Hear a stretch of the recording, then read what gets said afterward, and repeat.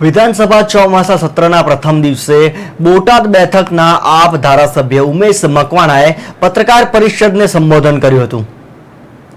માનનીય આરોગ્ય મંત્રી શ્રી ઋષિકેશભાઈ પટેલને પ્રશ્ન પૂછવામાં આવ્યો તો પ્રશ્ન ક્રમાંક નંબર 5 કે ગુજરાતમાં છેલ્લા એક વર્ષની અંદર ચાંદીપુરા જે વાયરસ છે એમાં ગુજરાતની અંદર વિવિધ જિલ્લાઓમાં કુલ કેટલા બાળકોનું મૃત્યુ થયું હતું અને એના માટે રાજ્ય સરકાર અને કેન્દ્ર સરકાર દ્વારા શું પગલાં લેવામાં આવ્યા હતા તેના જવાબમાં માનનીય આરોગ્ય મંત્રી ઋષિકેશ પટેલ સાહેબે જવાબ આપવામાં આવ્યો છે કે ભાઈ ગુજરાતની અંદર 21 જેટલા બાળકો જે છે એ આ વાયરસના કારણે મૃત્યુ થયા હતા અને સારવારમાં હજી સુધી આનું કોઈ ગુજરાત સરકાર દ્વારા કોઈ સંશોધન કરવામાં આવ્યું નથી, એટલે કે જે આની ચોક્કસપણે જે સારવાર કરવામાં આવે એવી કોઈ સારવાર કરવામાં આવી નથી। અને સાથોસાથ જેવી રીતના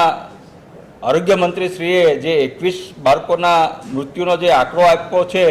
એ થોડોક ભ્રમિત કરે એવો છે, કારણ કે 114 કરતાં પણ વધારે બાળકો આમાં મૃત્યુ પામેલા છે। એટલે કે રાજ્ય સરકાર દ્વારા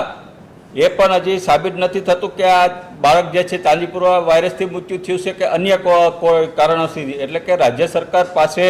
પૂરતું આનું હજી લેબ પણ નથી। અન્ય આખા ગુજરાતમાં માત્ર ને માત્ર આનું નિદાન જે છે એ ગાંધીનગર ખાતે જ કરવામાં આવે છે, બાકી કોઈ અન્ય જિલ્લાઓમાં કરવામાં આવતું નથી। અને મોટા મોટા જોવી તો આ જે અનેક પ્રકારના વાયરસો ગુજરાતમાં આવે છે પણ આરોગ્ય તંત્ર ગુજરાત સરકારનું નિષ્ક્રિય જોવા મળી રહ્યું છે। તમે જોયું છે કે આની પહેલાં પણ અનેક ગંભીર બીમારીઓ ગુજરાતમાં આવેલી, અનેક બાળકોના મૃત્યુ થયેલા, ત્યારે પણ આપણું ગુજરાતનું આરોગ્ય તંત્ર ઊંઘતું રહેલું, અનેક બાળકોના ભોગ લીધા। અને આ જે ચાંદીપુરા વાયરસ જે છે એ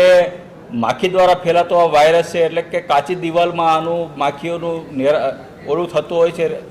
અને એ માખી દ્વારા જ આ થતું હોય છે। ત્યારે આવા બાળકોને હજી સુધી રાજ્ય સરકાર દ્વારા કોઈ વળતર ચૂકવવામાં નથી આવ્યું।